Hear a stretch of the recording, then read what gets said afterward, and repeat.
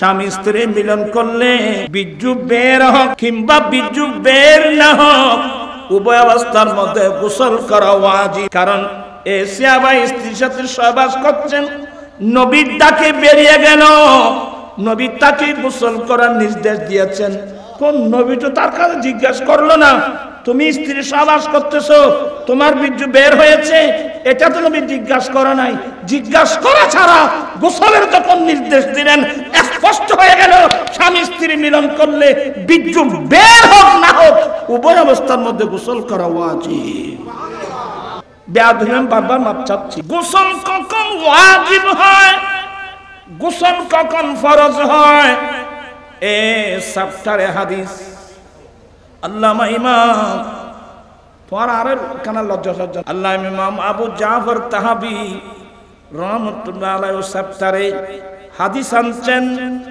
একজন নবীর সাহাবা স্ত্রীর সাথে সহবাস করতেছে, একজন সাহাবা স্ত্রীর সহবাস করতেছে, আমার নবী বাইরে গিয়ে ডাক দিলেন, ইয়া ফুলান, খুব মনোযোগ, স্ত্রীর সহবাস এটা এমন একটা চ্যাপ্টার, এমন একটা বিষয়, মানুষের গর্দনের উপর দিয়ে তরবারি চললে দুনিয়ার কোনো খবর থাকে না।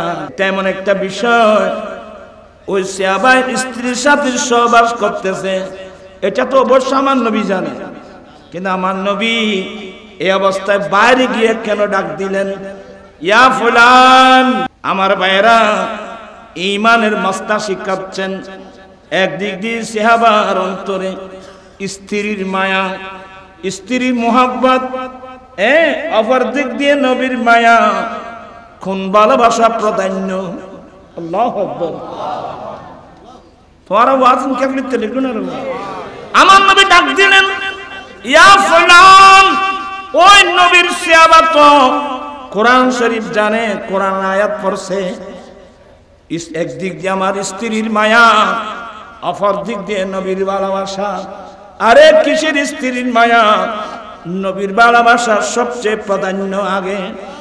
ওই সাহাবার কানে যখন আমার দেল নবীর আওয়াজ চলে গেল, আমি বারবার বেয়াদবি মাপ চাচ্ছি, ওই সাহাবা নিজের কাপড়টা এইভাবে চিপে ধরে লাব্বাইকা ইয়া রাসূলুল্লাহ বলে ওই অবস্থা থেকে হুজরা শরীফের বাইরে চলে আসছে।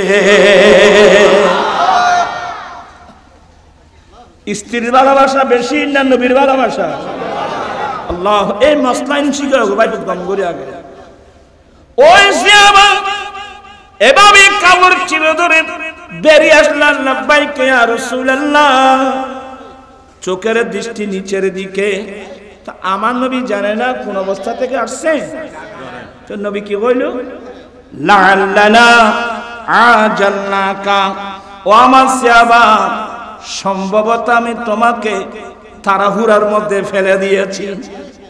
রাসূলের পাকের ভাষা দেখনি, ও আমার সাহাবা, সম্ভবত আমি তোমাকে তাড়াহুড়ার মধ্যে ফেলে দিয়েছি। কালা নাম, নবী হ্যাঁ আমি একটু তাড়াহুড়ার মধ্যে পড়লাম। আমার নবী বলে দিলেন, যাও গোসল করে আসো। এই হাদিস থেকে ইমাম আবু জাফর তাহাবি আমাদের জন্য মসলা বের করে দিলেন। বেয়াদবিম বারবার মাপ চাচ্ছি।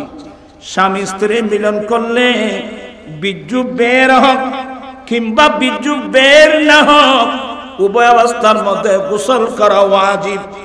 কারণ এসিয়া বা স্ত্রীর সাথে সহবাস করছেন, নবীর ডাকে বেরিয়ে গেল, নবী তাকে গোসল করার নির্দেশ দিয়েছেন। কোন নবী তো তার কাছে জিজ্ঞাসা করলো না, তুমি স্ত্রী সহবাস করতেছো, তোমার বীর্য বের হয়েছে, এটা তো নবী জিজ্ঞাসা করা নাই। জিজ্ঞাসা করা ছাড়া গোসলের যখন নির্দেশ দিলেন, স্পষ্ট হয়ে গেল স্বামী স্ত্রী মিলন করলে বীর্য বের হোক না হোক, উভয় অবস্থার মধ্যে গোসল করা ওয়াজিব। এরা কত কষ্ট করে করে করে করে আমাদের জন্য মসলা বের করে দিয়েছেন, আমরা তো এগুলো জানিও না, পড়িও না। আমি এখান থেকে কি দেখাচ্ছি, ওই সাহাবা প্রমাণ করে দিলেন, আমি স্ত্রী সহবাস করছি, স্ত্রীর মায়া, মানুষের গর্দনের উপর তরবারি চললে দুনিয়ার খবর নাই। নবী যখন ডাক এসে গেল, স্ত্রীকে ফেলে আমার নবীকে আমি প্রাধান্য দিতে হবে। আয় লেখবো করতে কিন্তু ওরা বেগুন আসুক আগর বাস। আমার লাস্ট বক্তব্য, আসুন আমরা জানের চেয়েও আমার নবীকে আমরা ভালোবাসতে শিখি। এই ভালোবাসার আলোকে আমরা জীবন পরিচালনা করি, আমাদের জীবনটা হবে সার্থক। এটা থাকলে সুদ আমাদের সমাজ থেকে বেরিয়ে যেতে বাধ্য হবে, ঘুষ বের হতে বাধ্য থাকবে, যৌতুক বন্ধ হয়ে যাবে। যৌতুক, সুদ, ঘুষ, মদ, জেনা, ব্যভিচার, মহিলাদের বেপরদগি সব সমাজ থেকে দূরীভূত হয়ে যাবে যদি নবীকে আমরা জানার চেয়ে বেশি ভালোবাসতে শিখি। একটা জিনিস আপনাদেরকে বুঝালাম, আল্লাহ মাহফিলকে কবুল করুন।